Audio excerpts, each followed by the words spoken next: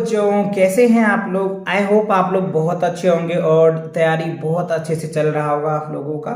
तो last lecture बच्चों मैंने आपको मेंटल मैथ्स करने वाले हैं चैप्टर टेस्ट, राइट। जो आपने चैप्टर 10 में टाइम और कैलेंडर पढ़ा है ना, उनके बेस पे एक टेस्ट दिया गया है आपके बुक्स में, जो आपको देखना है और आपको खुद जज करना है कि आप इस टेस्ट में कितने क्वेश्चन। पहले ये कि आप इन चैप्टर टेस्ट को खुद एक बार सॉल्व करो।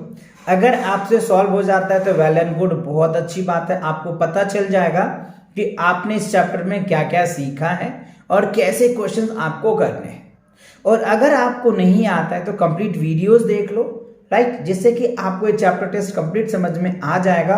और फिर वीडियो देखने के बाद आप खुद वीडियो को बंद करके फिर आप इसे देखना, राइट। और आप इसे करना, आप इसको कितने जल्दी कर पाते हो, जिससे कि आपके एक स्पीड भी पता चल जाएगा कि क्वेश्चन की समझने की कैपेसिटीज और क्वेश्चन को करने की कैपेसिटीज कितनी है आपके अंदर। इससे आप खुद भी जज कर सकते हो, राइट। तो चलिए स्टार्ट करते हैं। पहला क्वेश्चन आप यहाँ पे देखिए,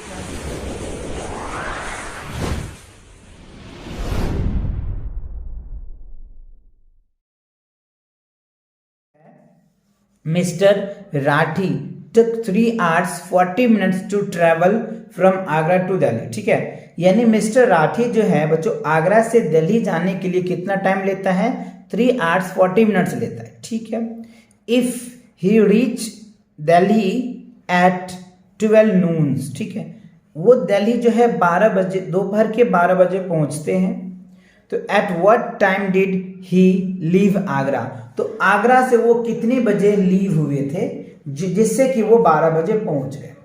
समझो, समझ में आया क्वेश्चन, नहीं आया? यानी ये कह रहा है मिस्टर राठी को 3 घंटा 40 मिनट लगता है दिल्ली पहुंचने के लिए। ठीक है, तो वो हमसे पूछ रहा है कि दिल्ली वो 12 बजे तो पहुंच गया, लेकिन वो आगरा से कितने बजे स्टार्ट हुए थे। ठीक है, तो सिंपल बच्चों आपको स्टेटमेंट्स में इस तरीके से लिख देना है, mister Rathi 3 hours 40 minutes travel from Agra to Delhi, he reached 12 noon। ठीक है, तो what time did he leave Agra, तो simple we need to subtract it, है ना। तो 12 noon को हम लोग इस तरीके से लिखते हैं और 3 घंटा 40 मिनट उसे लगता है। तो आप इसमें से सब्ट्रैक्ट कर दो, 0 का 0, इसमें से कैरी लो तो ये क्या बन जाएगा बच्चों 6। तो 6 में से 4 जाएगा तो 2। ठीक है, और ये बच गया 11 में से 3 जाएगा तो क्या हो गया 8, यानी 8:20 में वो जो है बच्चों आगरा से क्या किए थे, लीव किए थे दिल्ली के लिए। कौन? मिस्टर राठी। तो यही आपसे पूछा जा रहा था कि कितने बजे राठी ने आगरा से चलना स्टार्ट किया था दिल्ली के लिए। तो क्या कहेंगे आप, 8:20 में राठी जी जो है, मिस्टर राठी जो है वो आगरा से दिल्ली के लिए प्रस्थान किए थे, राइट। चलिए तो नेक्स्ट क्वेश्चन को देखते हैं अब क्या है। नेक्स्ट क्वेश्चन यहाँ पे देखो, Kiran start her work out in gym at 6:25 AM। ठीक है, and finished at 8:05 AM। So how long is her workout. यानी कह रहा है कि किरण स्टार्ट हर वर्कआउट, मतलब किरण नाम का कोई है बच्चों, कोई पर्सन है जो अपने जिम का जो वर्कआउट होता है ना, वो आपको 6:25 AM में स्टार्ट करते हैं और 8:05 में वो फिनिश कर देते। ठीक है, तो वो कितने देर वो वर्कआउट किए हैं, तो we need to subtract it, this minus this कर दो, आपको पता चल जाएगा कि कितने हार्स, कितने मिनट्स उन्होंने जिम में वर्कआउट किए, कितने किए, है ना।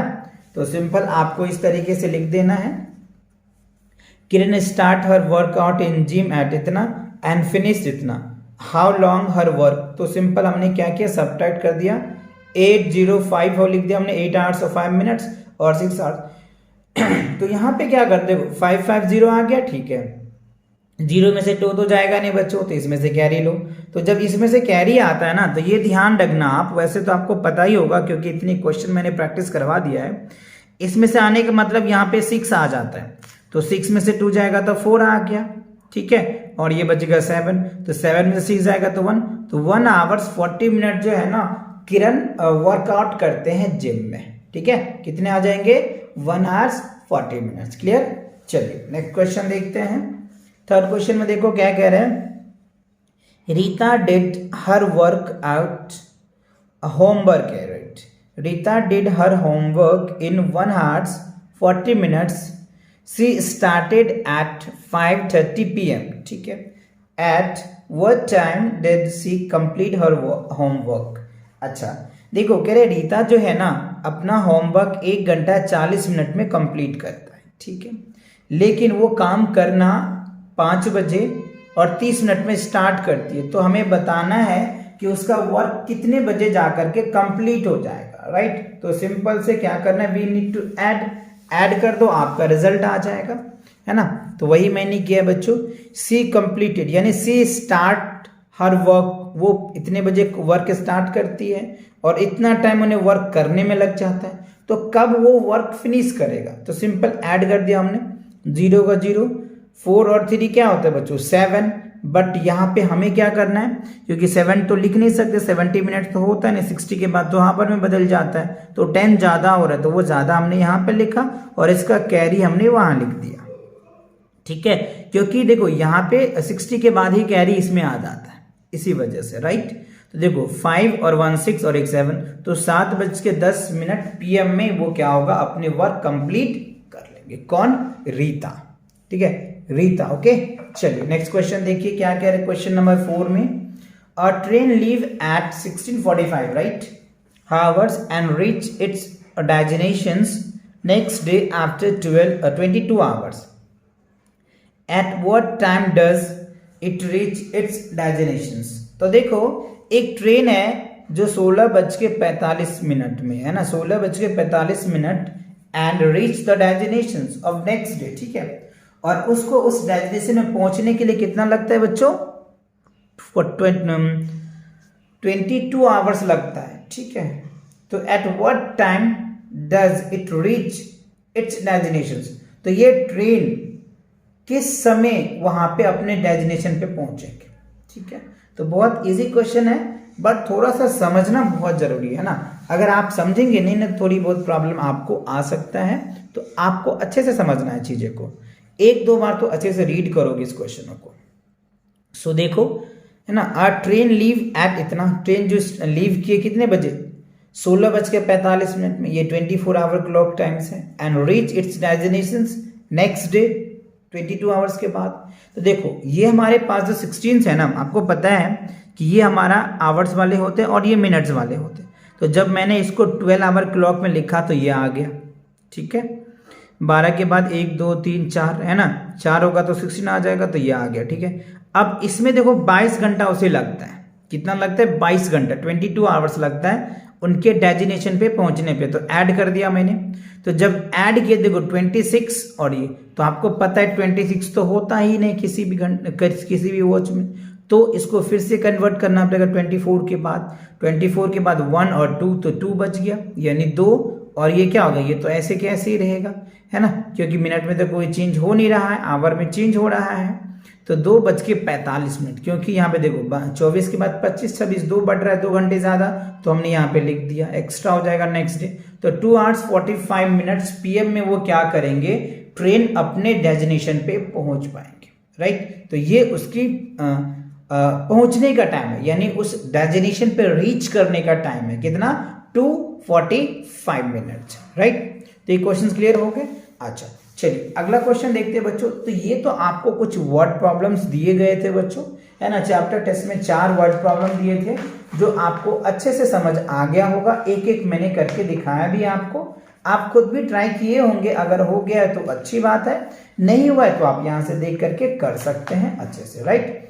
अच्छा अब जो है बच्चों आपको मल्टीपल क्वेश्चन दिया हुआ है, ठीक है ना। तो मल्टीपल क्वेश्चन को ध्यान से समझना है, क्योंकि 4 ऑप्शंस होते हैं जिसमें से एक ही करेक्ट आंसर्स होते हैं। सो चलिए देखते हैं, कह रहे multiple choice questions, there are dash minute in 2/5 hours, 2/5 hours, ठीक है।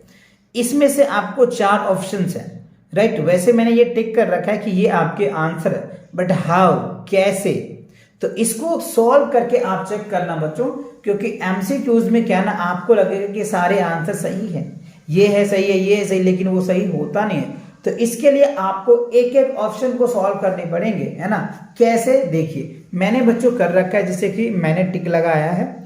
देखो सबसे पहले मैंने क्या किया, ए वाले को 40 मिनट्स को हमने आवर में चेंज किया। तो देखो मिनट्स है तो आवर में चेंज करने के लिए 60 से डिवाइड करते हैं। तो जब 60 से डिवाइड किया तो रिजल्ट 2/3 आवर्स आया, जो इसके बराबर नहीं है, इसलिए ये ऑप्शन नहीं हुआ। 24 मिनट्स है, इसको मैंने आवर में चेंज किया तो 2/5 आवर्स आया, जो है, इसीलिए बच्चों मैंने बी को क्या किया, टिक किया है ना। अच्छा, अब आप देखो सी को जब मैंने चेक किया तो 1/3 आवर्स आया, तो ये भी तो नहीं है। इसको जब मैंने चेक किया तो 1/5 आया। तो ऐसे ही आपको चेक करना है कि रिजल्ट किस में करेक्ट आ रहा है। इसमें क्या होता है ना बच्चों, एमसीक्यूज में जब तक आप सभी को सॉल्व नहीं करोगे ना, आपके अंदर से एक डाउट सा रह जाता है कि क्या ये आंसर है या नहीं है। अब तो क्लियर हो गया ना कि आंसर है ही, तो इसी तरीके से ऐसे ही करने हैं आपको। क्लियर। चलिए अब देखिए क्वेश्चन नंबर 6 में कह रहे हैं which one of the following is incorrect. इसमें से कौन से इनकरेक्ट है। देखो पहला मैंने जब सॉल्व किया ना तो 1 यहाँ पे देखो 1 होल 6/7 आवर्स है और मिनट में चेंज करना है, तो ये आवर्स के होते हैं, तो ये 60 मिनट्स हो गए। और इसको करेंगे तो क्या होगा, ये 1 मिनट्स होगा, जो इसके बराबर नहीं है, मतलब ये गलत है, ये हमें पता है, ये इनकरेक्ट है, राइट। बाकी आगे को भी चेक कर लेते कि ये तीनों करेक्ट है क्या, क्योंकि हमें क्वेश्चन में तो इनकरेक्ट ही कह रहे हैं, आंसर तो हमारा यही है, बट इसको भी चेक कर लेते क्या इसमें से कोई इनकरेक्ट तो नहीं है। तो देखो कह रहे 3 मिनट्स 10 सेकेंड्स, तो मिनट को सेकेंड में चेंज करो, तो ये क्या हो जाएगा, आपको इसको कन्वर्ट किया हमने, 60 से मल्टीप्लाई किया, 180 + 10 तो क्या हो गया 90। तो ये तो हमारा करेक्ट है, मतलब ये सही नहीं है, हमें तो इनकरेक्ट निकालना है ना, तो ये तो करेक्ट हो गया। अच्छा, अब आप यहाँ पे देखिए 1 हार्स 1 होल 1/2 डेज है, और हमें क्या करना है, आवर में चेंज करना है। तो 1 डे में हमें पता है 24 होता है, और हाफ डे में क्या होगा 12, तो 24 और 12 क्या होगा 36 आवर्स, तो ये तो करेक्ट हो गया। डी में भी आप देखिए 2 होल 1/2 ईयर्स है, तो 1 और मंथ में कन्वर्ट करना है, तो 1 ईयर्स में क्या होता है 12 मंथ होता है, तो 2 ईयर्स हो जाएगा, तो 24 तो यही हो जाएगा, और ये हाफ ईयर्स है तो 6, तो 30 मंथ्स हो जाएगा, मतलब ये भी सही है। तो बी भी सही है, डी भी सही है, और सी भी सही है, तो ए ही है जो वो इनकरेक्ट है, और जो हमारे आंसर है, क्योंकि क्वेश्चन में हमसे पूछ रहा है कि आप बताइए जो इनकरेक्ट कौन है। चलिए अब क्वेश्चन नंबर 8 देख लेते हैं बच्चों। यहाँ पे नंबरिंग थोड़ा सा पहले मैंने लिख दिया था, तो ये क्वेश्चन नंबर वैसे 7 होंगे, है ना, राइट, बट मैंने यहाँ पे 8 लिखा नंबरिंग के अकॉर्डिंग, तो ये उल्टा आ जाएगा, तो आप अपने बुक में चेक कर लेना अच्छे से, ओके। चलिए तो देखते हैं कि which one of the following is incorrect. इसमें भी यही पूछ रहा है कि कौन सा इनकरेक्ट है, तो सॉल्व कीजिए। ए वाले पार्ट को सॉल्व कर रहे हैं, तो देखो ये इतना सेकेंड्स आ रहा है, ठीक है, और ये हमें कह रहा है कि इतना सेकेंड्स होगा, तो ये तो इनकरेक्ट है ही, तो आंसर तो यही हमारा करेक्ट है। इनकरेक्ट कह रहे थे, ये तो इनकरेक्ट है ही। चलिए इसको चेक कर लेते, 3 आवर्स हो जाएगा, तो ये तो बच्चों करेक्ट है। अच्छा, इस वाले पार्ट को चेक करो, सी वाले पार्ट भी करेक्ट है, डी वाले पार्ट भी करेक्ट है बच्चों, देख लो सिंपल सी बात है, तो ये तो करेक्ट है, यानी ए ही इसका आंसर भी होगा। चलिए अब देखते हैं क्वेश्चन नंबर जो है आपके पास 7, है ना। What is 5/8 of 1 hours 20 minutes, right. तो इसे सॉल्व करोगे तो 5/8 लिखा हमने, 1 hours 20 minutes को हमने पहले मिनट में कन्वर्ट किया, क्योंकि सारा आंसर जो है मिनट में है, तो 1 hours 20 minutes, तो 1 आवर्स में कितना होता है 60 मिनट, और ये हो गया 20, तो 60 + 20 क्या हो गया 80, तो 5/8 इंटू क्या होगा 80, तो 8 10 जा 80, राइट, तो 10 5 जा 50, तो 50 मिनट्स आ जाएगा। और ये हमारा बी में दे रखा है, तो ये बी हमारा क्या होगा, आंसर निकल के आ जाएगा। तो जो ऑब्जेक्टिव क्वेश्चंस होते हैं ना बच्चों, इसी तरीके से आपको सॉल्व करना पड़ता है ना। इस तरीके से सॉल्व करोगे ना तो आपको एक कॉन्फिडेंस मिल जाएगा, और कॉन्फिडेंस से आपको आंसर्स गलत नहीं होंगे, राइट। तो चलिए इसमें जो है बच्चों क्वेश्चन जो है ना टोटल 8 ही दे रखे थे, तो आई होप आपको ये एमसीक्यूज के जितने क्वेश्चन थे अच्छे से समझ में आ गया, और इवन ये जो चैप्टर टेस्ट है ना ये भी आपको अच्छे से समझ में आ गया होगा, राइट। तो इसी के साथ जो ये टाइम एंड कैलेंडर का जो चैप्टर होता है कंप्लीट होता है।